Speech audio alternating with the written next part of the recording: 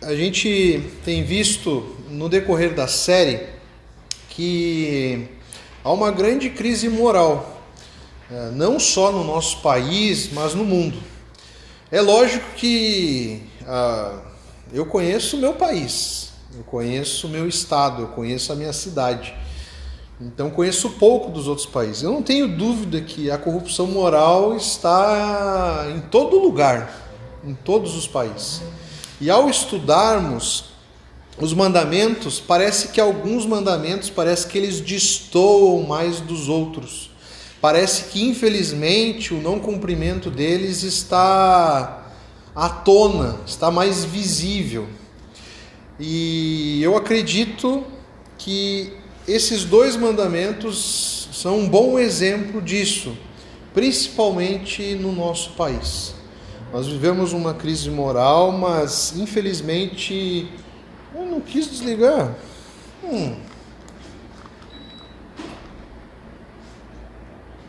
Quero ver agora. Tá abusado ele? Principalmente no nosso país, parece que isso está em alta. Parece que isso é bem visível. Não é à toa que nós temos aqui no nosso país o que nós chamamos de jeitinho brasileiro. O jeitinho brasileiro nada mais é do que você tirar vantagem de alguma situação. Para você muitas vezes tirar vantagem de alguma situação, você vai omitir informação, você vai dar um falso testemunho, você vai ser mentiroso, ou até mesmo você vai furtar alguma coisa. Então, é muito comum, por exemplo, nós vermos, no nosso dia a dia, pessoas furando fila de banco. Até interessante para vocês verem como que a imagem do nosso país não é uma imagem muito boa. Como eu falei, em todo lugar há corrupção moral, porque nós estamos falando de uma corrupção fruto do pecado e em seres humanos, então há em todo lugar. Também, nós nunca podemos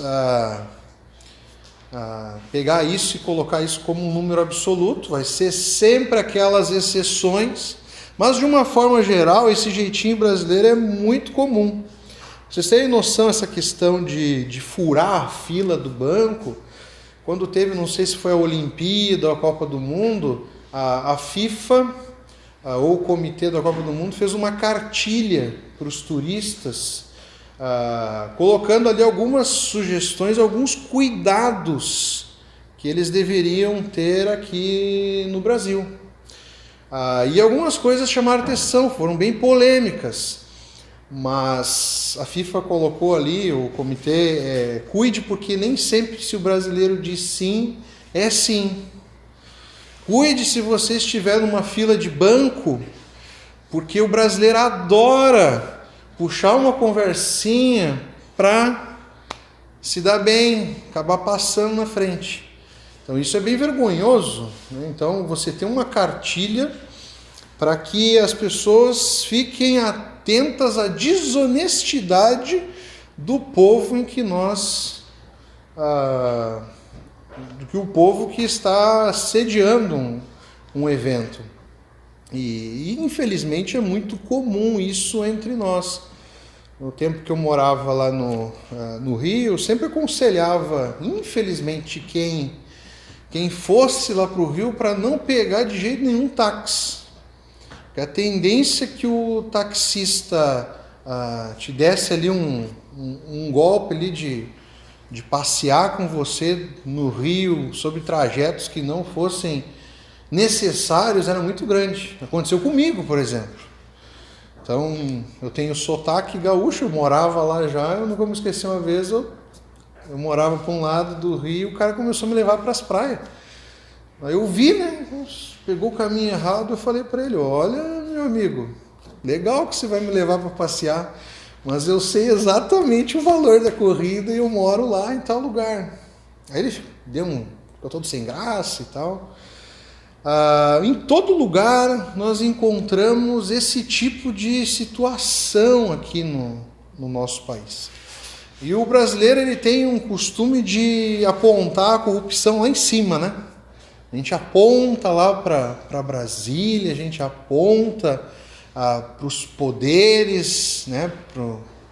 E esquece que tudo isso é fruto de um povo corrupto, um povo desonesto. Nós vivemos numa sociedade corrupta e desonesta. Então, infelizmente, eu tenho alguns exemplos aqui para você ver, né? Vivemos recentemente, né, uma situação muito complicada no nosso país, onde várias pessoas perderam seu sustento e foi distribuído, aí eu nem lembro como é que é o nome, não é Bolsa Família, era um auxílio emergencial. E o que estourou aí, que foi à tona aí, é um número absurdo de pessoas que foram atrás do auxílio sem precisarem do auxílio. Não, tá ali, é do governo, eu vou lá e vou pegar. Então, o número absurdo de pessoas que se utilizaram desse auxílio. Nós vivemos num país que o herói é uma pessoa que foi honesta. Eu acho isso muito impactante, não sei se vocês já viram. Toma capa de jornal, é chamada de um jornal também de rede aberta, seja ele qual for. Chama-se a atenção e coloca-se um lugar de destaque quando a pessoa, por exemplo, acha uma carteira e devolve. É triste isso, né? Então a pessoa está ali sendo ovacionada, né? Nossa, esse camarada aqui achou uma carteira, tinha ali R$100 e ele devolveu. Aí nós achamos isso muito... parece uma aberração. O camarada esse é um alien, né? Do outro mundo. Algo que deveria ser normal, deveria ser uma atitude, já uma prática habitual nossa, vira uma aberração. Um ato de bondade, um ato de honestidade. A pessoa é tratada como um super-herói. Porque isso foge totalmente de uma naturalidade em que a nossa sociedade vive. Hoje, infelizmente, até se você não usa do jeitinho brasileiro, se você não é uma pessoa honesta, você é visto com maus olhos, dependendo do ambiente que você for trabalhar e dependente do ambiente que você vive. As pessoas não vão te olhar com bons olhos se você for uma pessoa honesta. Vocês viram só a que ponto nós chegamos? Tem algumas ações que acontecem em outros países que eu acho muito interessante. E a gente sempre vê acho que todo mundo aqui já fez assim, isso aí no Brasil não ia dar certo nunca. Então eu lembro uma vez eu estava assistindo um programa, na Alemanha não tem catraca para o metrô. Então tem uma máquina que você vai lá, você paga o bilhete para andar no metrô, e você entra e não tem fiscalização, não tem policial, e ninguém vai te exigir o bilhete para você andar dentro do metrô.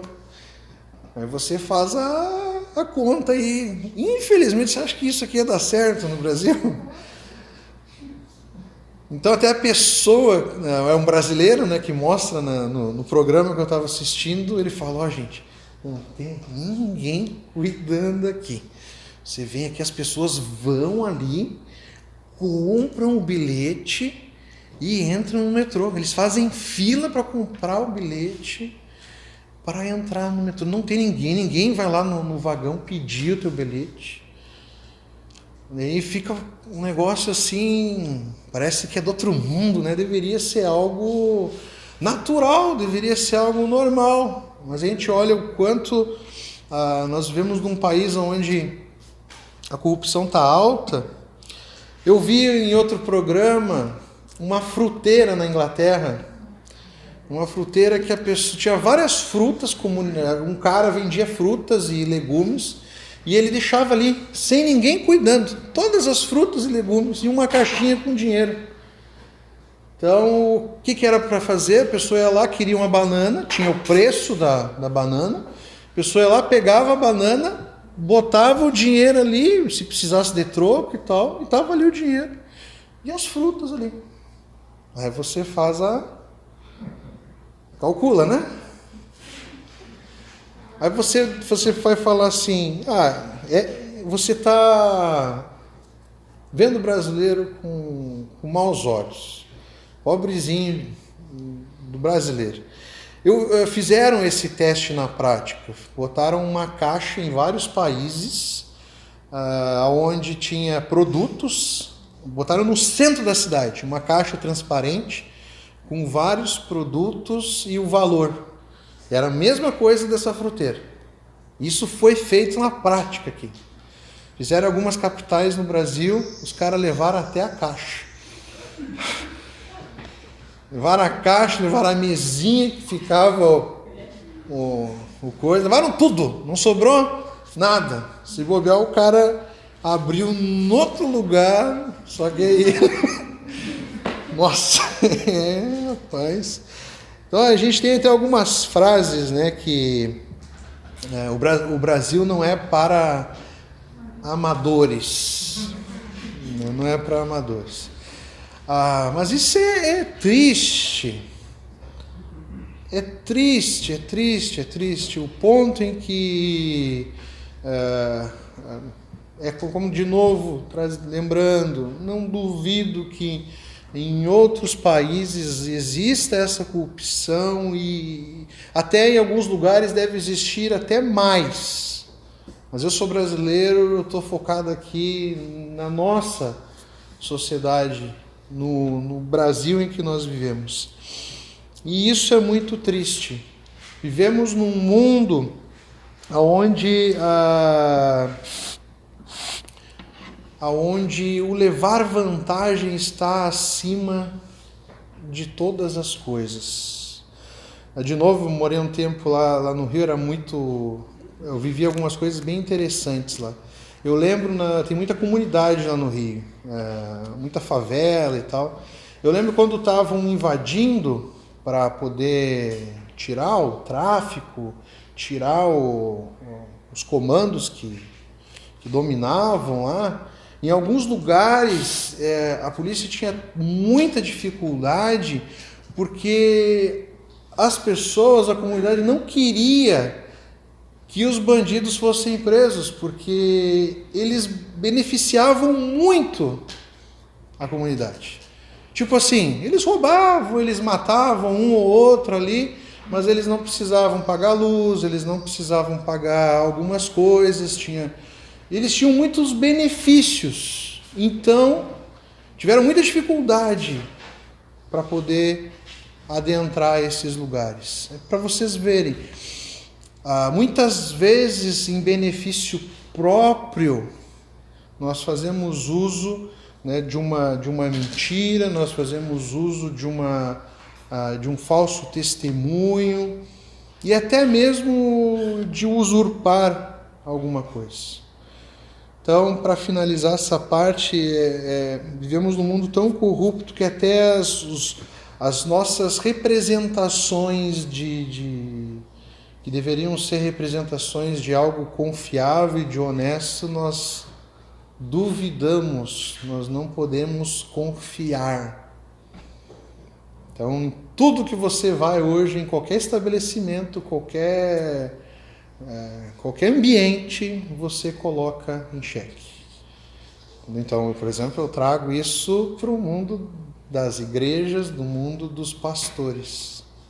Hoje, um pastor que deveria ser uma figura que trouxesse confiança, esperança, é questionável e está aí entre as 3 profissões que menos as pessoas confiam em pesquisa. Eu lembro de 2, pastor e advogado. Imagina um cara que é pastor e advogado. Ainda bem que eu tranquei minha faculdade de Direito. Senão eu ia me dar mal. 2 vezes. Ele me dá mal 2 vezes seguida, entendeu? É triste. Tudo isso é triste. Então esse jeitinho brasileiro está presente. Nós somos um povo corrupto. Isso vem desde do roubo de centavos, do troco, até o roubo de milhões. Por isso que nós juntamos esses 2 mandamentos, porque os dois eles caminham muito juntos, muito perto nessa questão de ser honesto, de não ser desonesto. O que significa, por exemplo, quebrar o 8º mandamento? O 8º mandamento é o não furtarás, ou não roubarás. Não sei como que está aí na tua versão.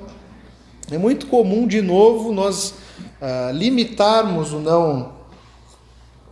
não furtar ou não roubar àquela pessoa que faz uso de uma arma, ou de uma faca, ou rouba coisa grande. É muito comum. Eu fiz alguma listinha aqui, com certeza eu esqueci de muitas coisas, poucas coisas, mas coisas que muitas vezes nós não vemos como um furto e que está muito presente na nossa vida. Então esse mandamento significa de você se apropriar-se de qualquer coisa que não seja sua, como Wi-Fi, filmes e músicas, gato, troco do dinheiro, às vezes a pessoa deu o troco errado, no trabalho levar algo do trabalho para casa, pegar algo do vizinho, entendeu? Pegar algo do governo. Então, tudo isso, e a gente poderia aqui citar inúmeras coisas que é furto, mas a gente costuma fechar os olhos para essas coisas, porque são coisas pequenas, porque não vai fazer falta para a pessoa, ninguém está vendo, eu não estou fazendo mal a ninguém, mas você tem que entender que é errado. O princípio está aqui e o princípio está em tudo. Não é porque é uma coisa pequena que ela deixa de ser errada. Ela vai ser um pecado, ela vai ser algo errado. O 9º mandamento fala de não dar testemunho contra o seu próximo. Interessante que isso aqui ele tinha um valor muito maior lá atrás. Não que hoje não tenha, mas hoje nós vivemos no mundo do celular, no mundo da tecnologia. Então hoje o cara vai ter uma briga, aconteceu alguma coisa no centro, em algum lugar, em vez das pessoas irem lá e ajudar ou resolver o problema, o que as pessoas fazem hoje? Sacam o celular. Então tem situações até ridículas que eu já vi aí no nosso mundo aí, de um cara preso num caminhão, o caminhão botando fogo, e ter uma galera com celular na mão filmando. E no caso desse que eu vi, foi lá em São Paulo, foi uma mulher pegou, foi a única que pegou, entrou lá e foi ajudar o cara. O resto é todo mundo com um celular na mão. Entendeu? Então parece que a imagem, o captar a imagem para poder espalhar para os outros é mais importante do que fazer o bem para a pessoa que está precisando ali. Naquela época, antigamente, não existia isso. Então, hoje em dia, até a câmera, os celulares, eles são usados como uma defesa. A gente vai ter vários países onde, por exemplo, no carro da polícia, até o policial anda com uma GoPro, uma câmera, para evitar qualquer falso testemunho, qualquer disse-me-disse que não vá mostrar a verdade. Então nós vivemos um mundo onde tem como você coletar provas de inúmeras maneiras. Antigamente tudo era decidido na palavra, no testemunho. Então se você tinha algo contra alguém, você ia lá e chamava algumas testemunhas que iriam testemunhar a respeito daquele fato e daquele acontecido. Vocês viram como é importante aqui a palavra? Infelizmente tem uma coisa que eu acho muito legal, eu sinto uma falta no nosso mundo, na nossa sociedade, é o acordo de bigode. Hoje isso está quase extinto. Você fazer um acordo de bigode com alguém hoje, tem que ter uma amizade muito, muito grande, entendeu? E geralmente, infelizmente, são acordos vindo de pessoas mais antigas, onde os tempos eram outros. Nossa geração foi tão contaminada que é raro. Ninguém faz negócio hoje, ninguém fecha acordo hoje se não tiver um contrato na mesa, não tiver uma assinatura. Bom, então para vocês verem como isso era importante, é importante hoje, com certeza, mas existia um peso muito maior a palavra antigamente. Hoje, se a pessoa vir com um falso testemunho, uma filmagem, uma câmera, um celular, pode fazer com que aquela palavra seja, palavra mentirosa, aquele testemunho mentiroso, possa ser colocado por água abaixo. Bom, esse mandamento fala a respeito de mentir, falar mentiras a respeito de alguém. Estou falando aqui principalmente da fofoca. Eu diria que mesmo que a fofoca for uma verdade, não é porque você sabe uma verdade e sabe de alguém que você tem que sair espalhando por aí. Entendeu? Então, qual a necessidade de você pegar e ficar falando de alguém sobre determinada situação? Às vezes, por mais que seja verdade, você só vai aumentar o problema, só vai botar fogo no parquinho se você espalhar uma notícia. Infelizmente, às vezes, né, a nossa língua, ela parece que ela ama, ela se coça, ela ferve quando ela vê uma desgraça na vida de alguém. Aí você fica doido para falar para outra pessoa algo ruim, um pecado ou uma desgraça que aconteceu com alguém. Para depois você averiguar se isso é verdade ou se isso é mentira. Primeiro você se preocupa em falar. Nós não temos a mesma preocupação e a mesma velocidade quando é uma notícia boa. Quando fulano passou em algo, quando fulano conquistou algo. Nós nos aquietamos e muitas vezes até cobiçamos ou sentimos inveja. Agora, quando é algo ruim, quando é algo, né, que ferve, nós não vemos a hora de passar aquela informação para alguém. Quero dizer para você que muitas vezes a sua boca pode estar sendo usada pelo capeta para levar maldição para a vida das pessoas. Então a fofoca, ela está muito presente nesse mandamento, e mesmo que seja uma verdade, a gente deve sempre se preocupar em resolver a situação, resolver o problema, ir nas pessoas certas, procurar uma pessoa que possa ajudar, ou ir na própria pessoa, com o intuito de ajudar e não de piorar uma situação. Fofoca, seja ela qual for, ela nunca vai ajudar ninguém. Ninguém.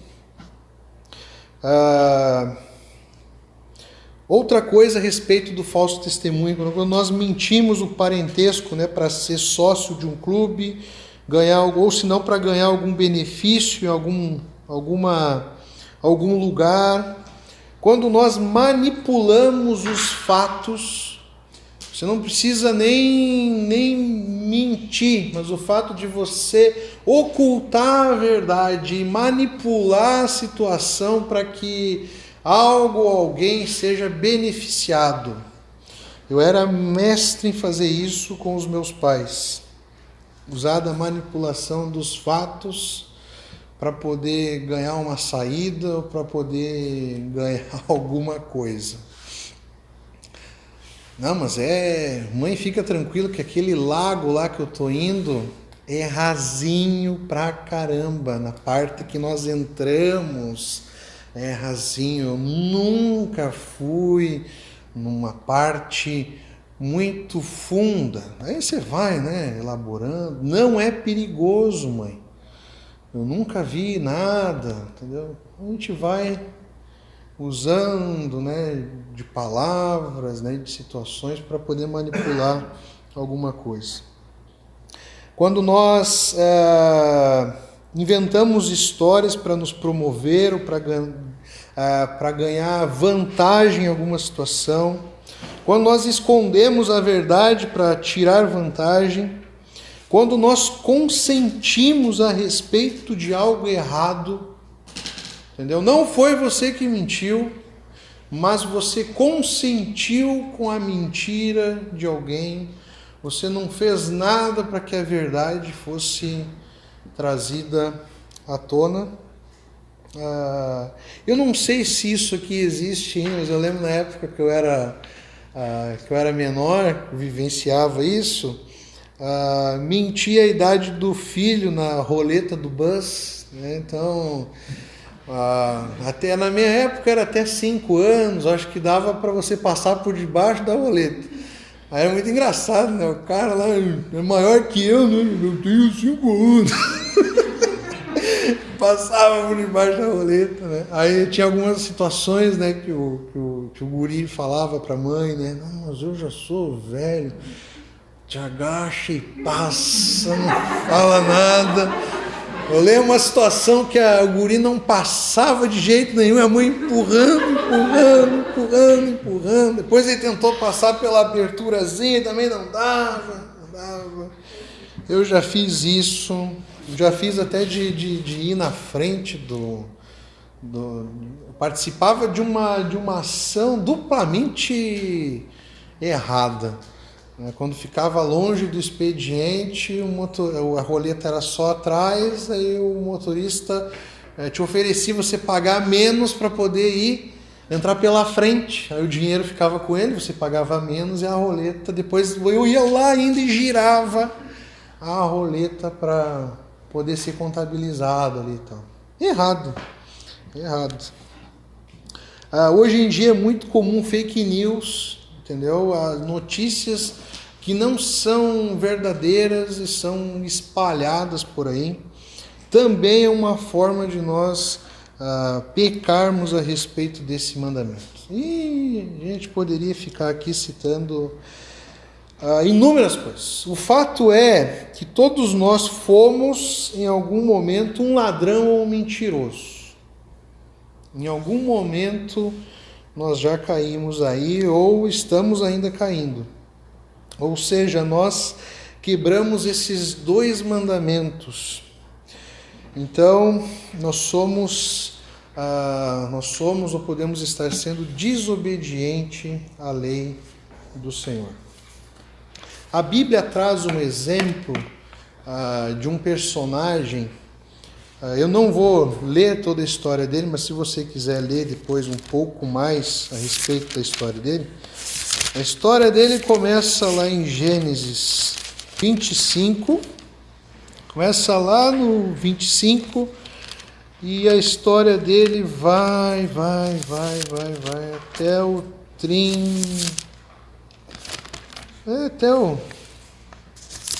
33, por aí, 33. Eu estou falando de Jacó. Jacó, ele é o exemplo de um desonesto. O próprio nome de Jacó significa enganador, traiçoeiro. Em toda a vida de Jacó, principalmente no começo, nós vemos enganação, nós vemos desonestidade. Então Jacó, ele era gêmeo, ele nasceu junto com seu irmão Esaú e ele nasceu segurando o calcanhar do seu irmão mais velho. Na tradição dos judeus, o mais velho herdava primogenitura. A primogenitura era uma bênção do Senhor E também tinha outras vantagens, como ele ganhava a maior parte da herança. Então era algo bem bom. Esaú chamava a atenção do seu pai Isaque e Jacó chamava a atenção da sua mãe, a Rebeca?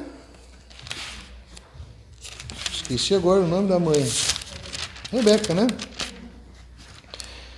Aí o que acontece na história, né? O primeiro ato de desonestidade ali, ele e a mãe dele, eles fazem, né? Eles organizam ali uma estratégia de poder enganar o seu pai na hora do seu pai dar a bênção sobre a primogenitura.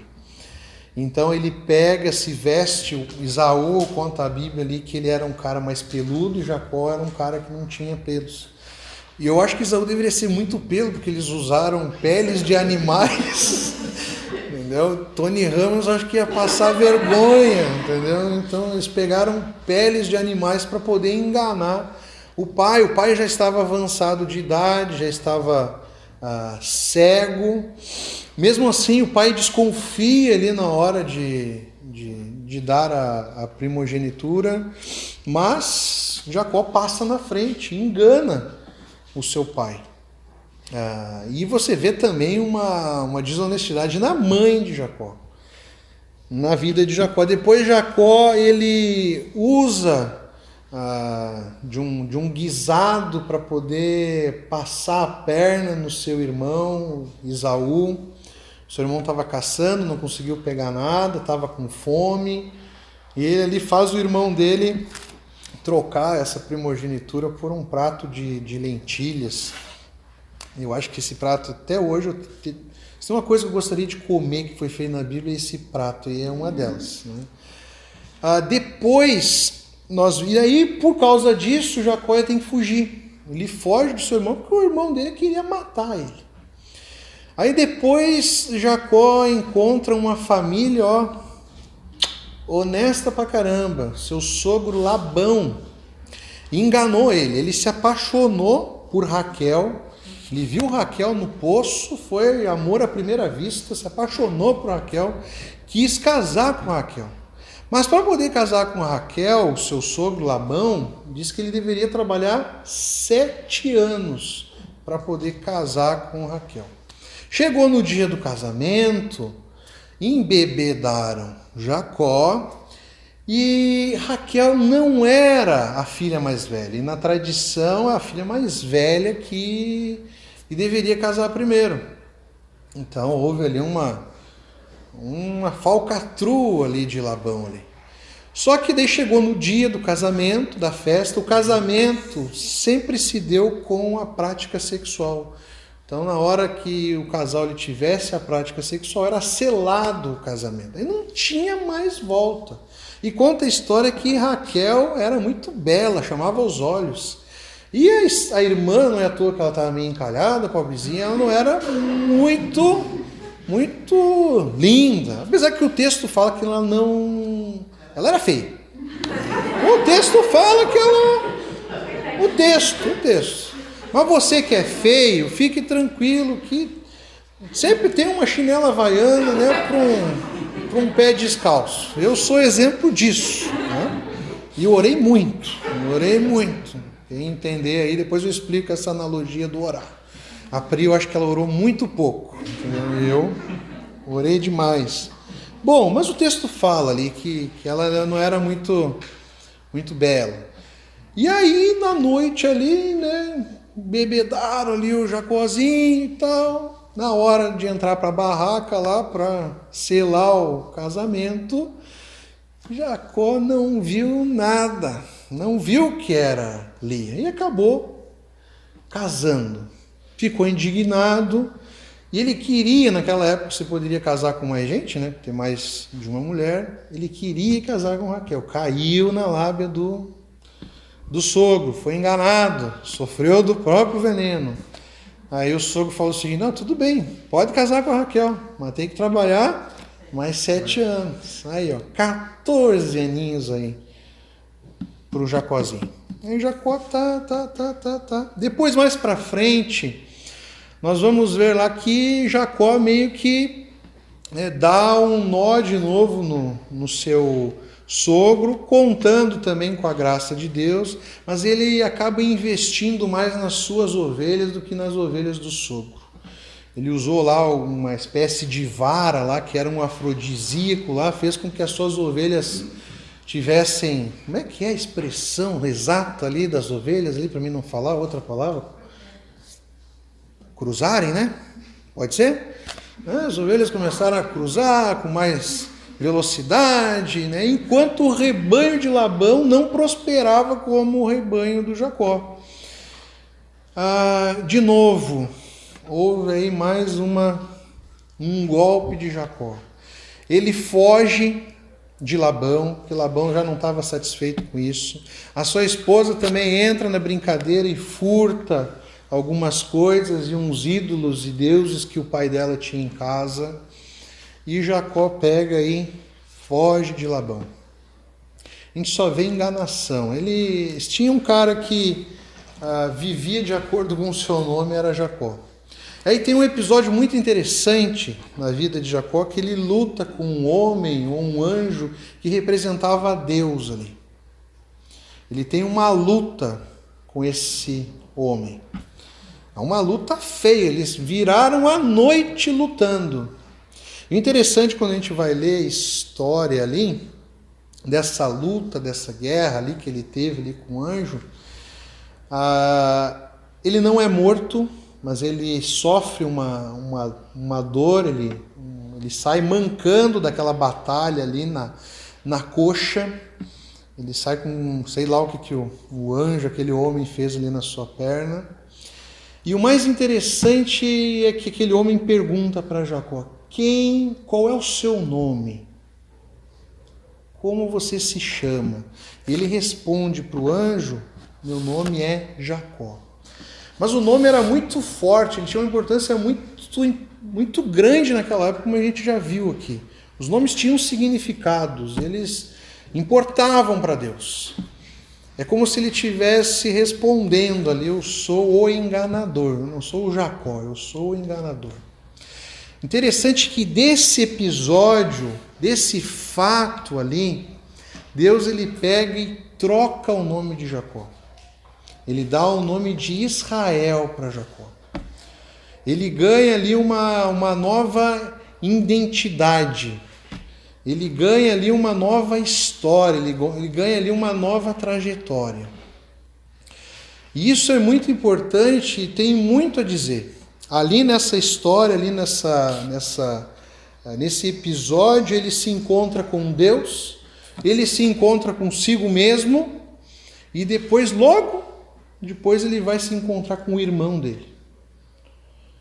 A gente vai ver ainda os filhos de Jacó herdando, tendo essa prática ainda da enganação, à toa que vendem o filho, mas depois disso tudo, pelo menos sai uma pessoa que é vista como um exemplo de integridade e de honestidade, que é José.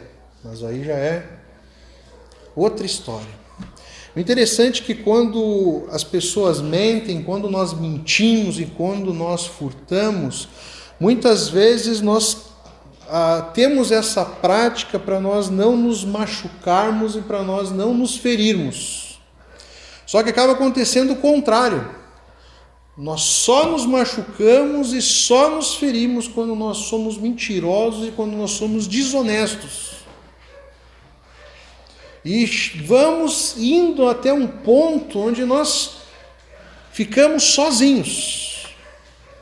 Um mentiroso e um ladrão, ele vai chegar ao ponto que ele vai ficar sozinho. E a pior coisa para um ladrão, para um mentiroso, para um desonesto é ficar sozinho.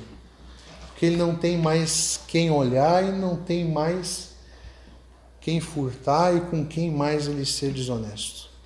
E no texto ali, lá em Gênesis capítulo 32, na batalha, o texto fala: Jacó estava sozinho. Ele chegou ao ponto de estar sozinho.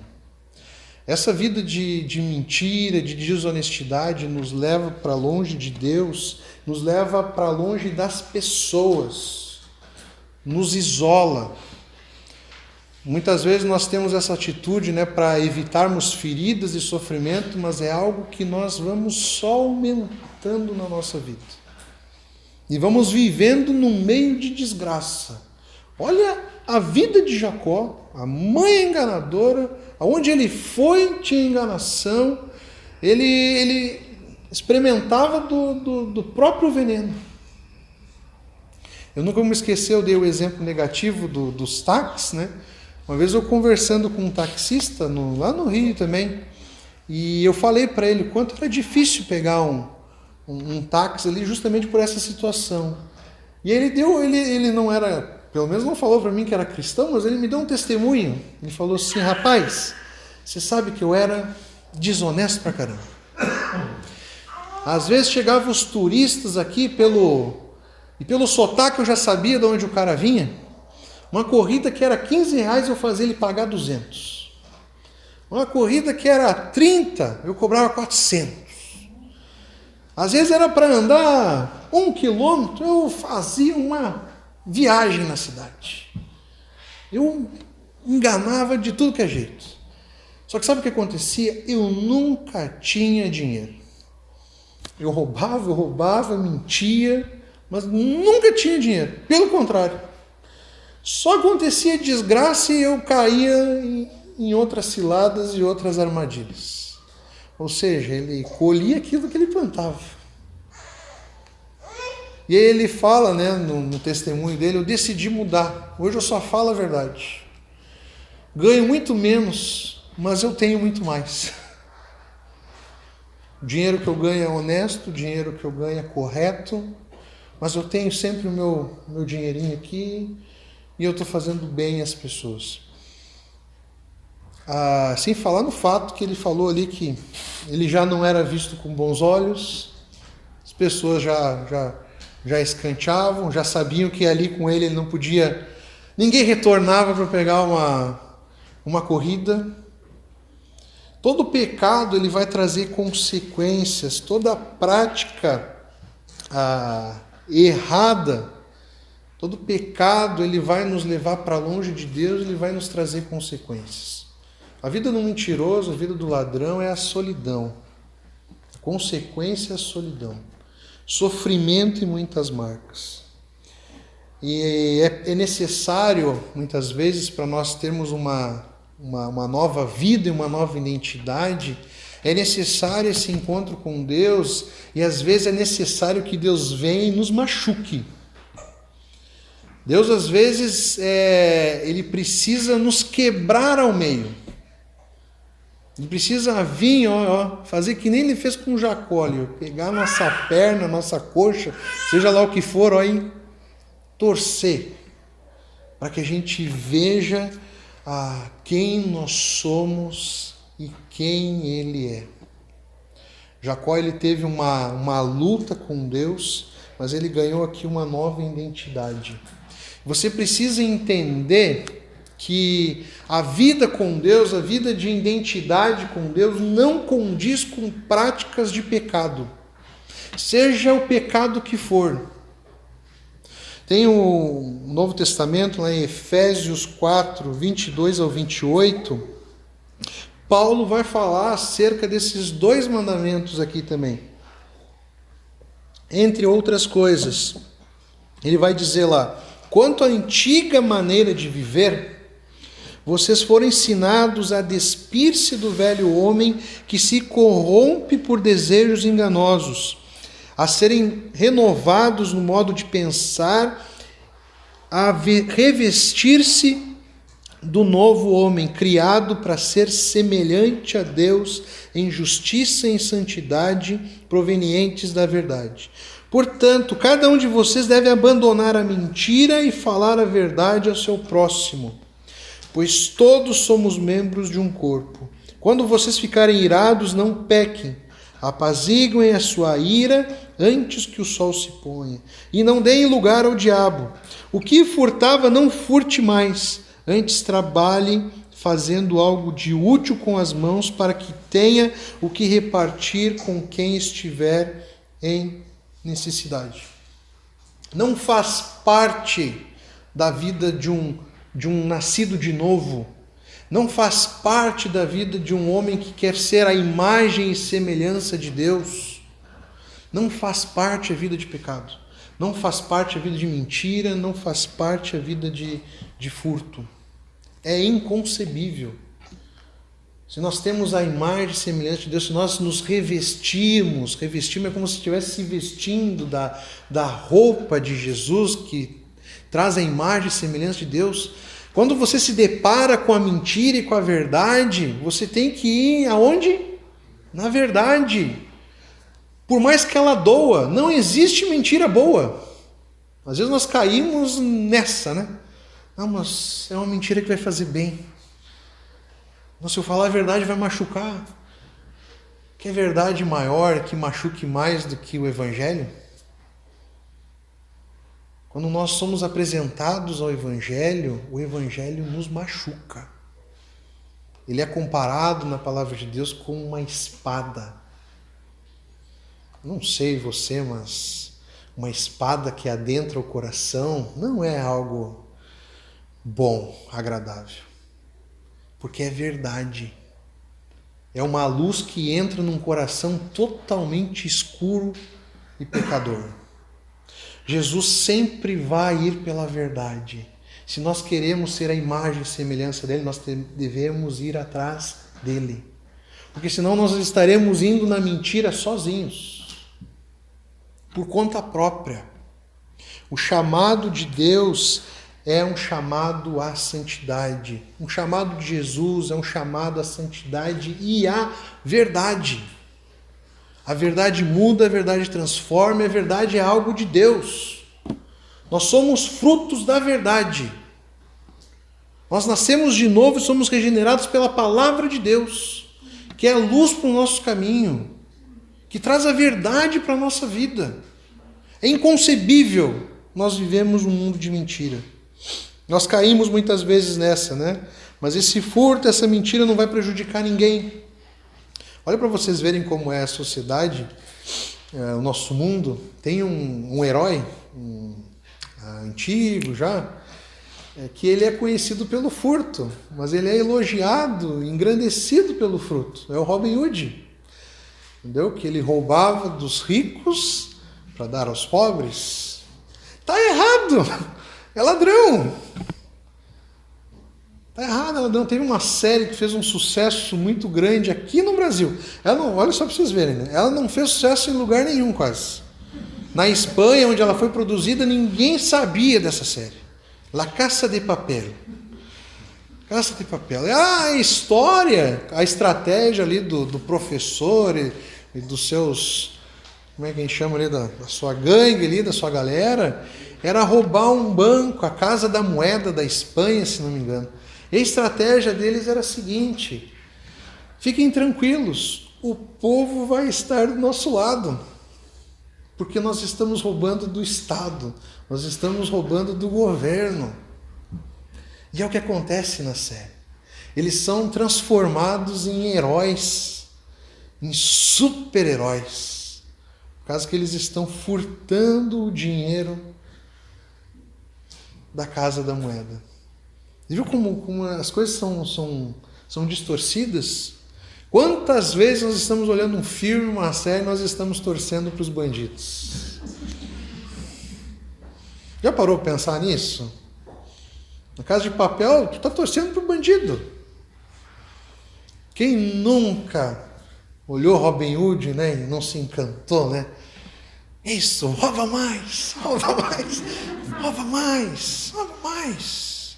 Não é porque você acha que o destino ou o ato não vai fazer mal ao próximo, ou não vai fazer mal a alguém, que ele se transforma em algo certo, em algo correto. Porque o problema do furto e da mentira não é o fato de você prejudicar ou não o próximo. O problema do furto e da mentira é que é uma desobediência a Deus. Até é interessante quando você vai olhar o Davi, Davi, ele pecou. O pecado de Davi, se nós formos colocar em consequências com o próximo, ele teve consequência para sua família, ele teve consequências para Betsaba, né? A mulher lá que ele adultera. Ele teve consequências para o seu soldado lá que ele manda para a linha de frente. Ele devastou algumas famílias e a sua própria família, o pecado de Davi. Teve consequências na vida de várias pessoas o seu pecado. Um adultério teve consequências na vida de várias pessoas. Várias pessoas morreram. Morreram por causa do pecado de Davi. Quando Davi vai orar a Deus, quando Davi vai pedir perdão a Deus, ele fala assim para Deus: pequei contra ti somente. O problema do pecado, seja ele qual for, é porque ele é uma desobediência a Deus. E quando nós escolhemos o pecado, ao invés de obedecermos a Deus, ao invés de querermos agradar a Deus, adorar a Deus com a nossa vida, nós estamos escolhendo o pecado ao invés de Deus. Estamos escolhendo servir ao pecado, estamos amando mais o pecado do que a Deus. Eu quero que você reflita isso hoje. Quem você tem amado mais? Como você sabe quem você tem amado mais? A quem você tem obedecido? Você tem obedecido o seu pecado, os pecados, ou você tem obedecido a Deus? Ter uma vida de integridade e honestidade tem o seu preço. Ainda mais nesse mundo corrupto em que nós vivemos. Você vai ser prejudicado, você não vai ganhar vantagem em nada, você vai ser muitas vezes perseguido, você vai ser muitas vezes escanteado. Ser honesto nesse mundo tem o seu preço, mas também tem o seu valor. Porque ser honesto nesse mundo, ser obediente nesse mundo, significa ser obediente a Deus, significa adorar a Deus, significa seguir os passos de Jesus. O chamado de Jesus foi: negue-se a si mesmo, pegue a sua cruz e siga-me. Ser honesto faz parte dessa cruz que nós temos que carregar nesse mundo. Que você possa refletir nisso. Então, nós não deixamos de roubar ou furtar porque prejudicamos alguém, e sim porque nós estamos diante de Deus. Deus, ele deve ser o centro da nossa vida. Deus deve estar acima de todas as coisas na nossa vida. Nossa vida tem que ser moldada conforme a vontade de Deus. E é aqui, através da lei dele, através da palavra dele, que nós vemos a vontade dele. Explícita e clara, objetiva. Não seja um mentiroso, seja honesto. Não se aproprie do que é seu. Estaremos honrando a Deus, estaremos adorando a Deus, se nós formos obedientes. Que você não obedeça ao pecado, que quando nós obedecemos ao pecado, nós estamos ofendendo a Deus. E quando nós seguimos ao pecado, ao invés de seguirmos a Deus, nós estamos dizendo a Deus: o pecado é melhor. O pecado é melhor. Mas que você possa ter uma luta e uma batalha. Não a batalha ali de Jacó, a luta de Jacó ali contra Deus, mas uma luta contra o pecado. O chamado de Deus é para nós lutarmos contra o pecado. A gente fez uma série, se bobear em algum momento a gente vai fazê-la de novo, né? Precisamos fazer guerra contra o pecado. Guerra. Nós não devemos admitir o pecado na nossa vida. Devemos travar uma batalha contra o pecado, para que Deus possa crescer cada vez mais nas nossas vidas. Como que nós ganhamos essa guerra? Indo na direção de Deus. Você tem uma escolha, obediência ou desobediência. O fato de estarmos em cima do muro já nos coloca numa situação de desobediência. Não existe em cima do muro. Amém? E não esqueça, nós falamos de sermos, não falarmos, darmos falso testemunho. Jesus nos chama para sermos suas testemunhas. Nós somos nesse mundo portadores da verdade. Somos chamados por Jesus para irmos por esse mundo levando a verdade, levando a luz para as pessoas. Tem uma frase que me chamou muita atenção nessa música, linda essa música que pelo menos eu aprendi hoje. Amar o mundo não estando no mundo. Como é que diz aquela frase? Você? Amar sem nele ficar. No mundo amar sem nele ficar. Perfeito, esse foi o nosso chamado. Amar ao mundo sem nele ficar. Nós possamos cumprir esse chamado de Jesus. Nós possamos, nesse mundo corrompido, nós possamos levar a imagem e semelhança de Deus através das nossas vidas. Que as pessoas possam olhar em nós e não vermos assim, como fulano é bonzinho, como que o Erickson é bonzinho, como ele é honesto. Não. Que eles possam ver, que as pessoas possam ver na nossa vida assim, cara, esse cara é diferente porque Jesus transformou a vida dele. Amém. Que esse possa ser o objetivo da nossa vida. Amém? Vamos orar?